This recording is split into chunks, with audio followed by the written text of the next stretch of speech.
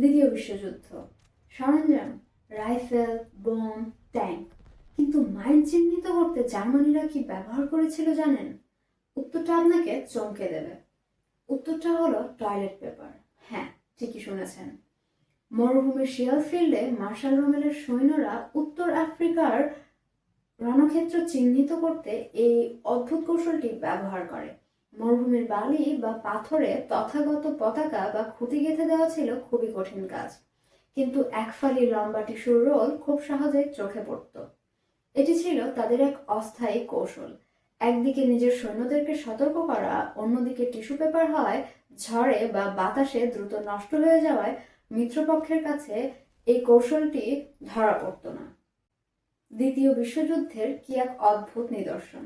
জীবন মৃত্যুর মাঝে এক রোল টিস্যু পেপার। তথ্যটি যদি আপনাদের ভালো লেগে থাকে, লাইক, কমেন্ট ও শেয়ার করে অবশ্যই আমার পাশে থাকুন।